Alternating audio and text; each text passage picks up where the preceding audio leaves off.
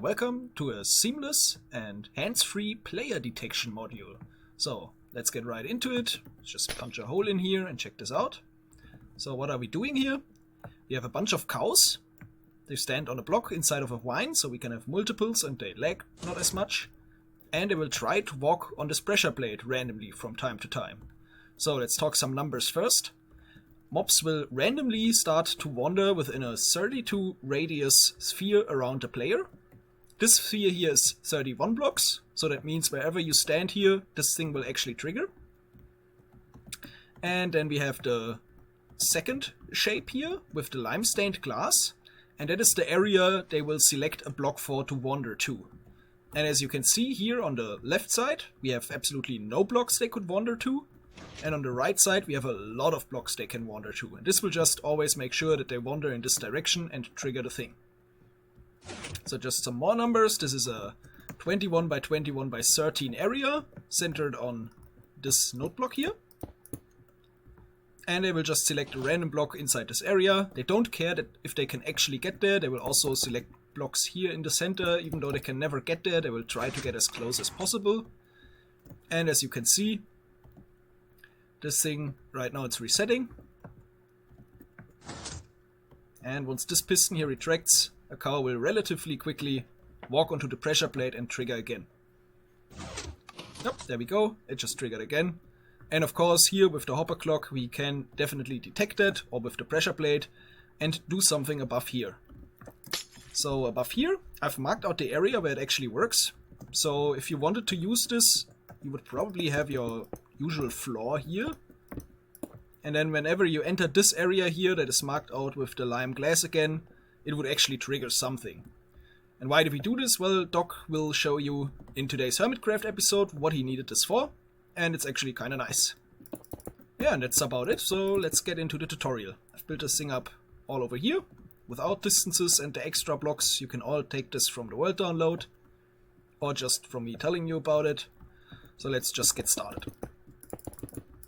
I'm gonna start it like this. Get a node block, get an observer, normal block, rail, observer, observer. Then we want our pressure plate. You do not have to use an iron pressure plate here. Any pressure plate will pretty much work.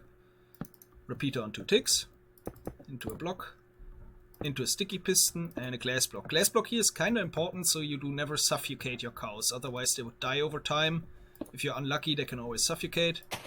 Place our vine. Here those two buttons, whoops, sorry. Those two buttons here on the side are not really needed, but I like them because it stops the vines from spreading. Don't want to have vines everywhere. Of course you want to wall this in. And now would also be the time to get the cows in nicely before you build the whole thing and have to rip it apart afterwards. Just get your cows in. And the more cows you have, the faster it will obviously trigger. On average it takes 18 seconds for one mob to start wandering. Of course, sometimes they will select here this block or this block and then it won't work. So I guess on average it will be like 20 seconds per cow. So if you put 10 cows in, it will relatively fast react to everything you do. Want a block here. And let's get some comparators going. Comparator here. Here we place this node block because we power this piston via QC once it's triggered, because we do not want it triggered all the time. We want to trigger it and then we want to have a bunch of time where it doesn't trigger. If you didn't want that, you could just leave out this top part here completely and then it would trigger all the time relatively quickly. But in this specific case we needed it this way, and that's why I will show it this way too. Now we just place some normal pistons, our redstone block. Now we power this piston here to not mess up our clock. And here we can have a amount of items that you can specify as you want. I'm just gonna go with 20 and show you what it does. So if we unpower this, of course now you can see they will not wander, because they don't have a lot of blocks here on this side to pathfind to. If we just add a few here,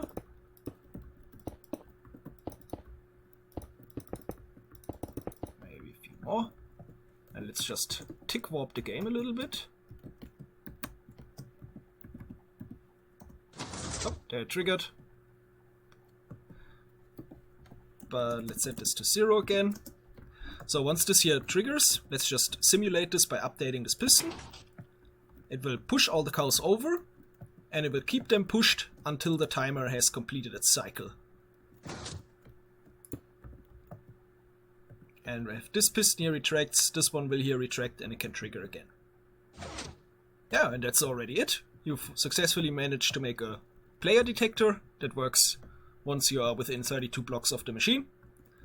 And this also works in earlier versions, so you do not really need the observers. We could just replace this node block here with a block, use a torch, and then make a torch tower and somehow update this redstone dust or this piston.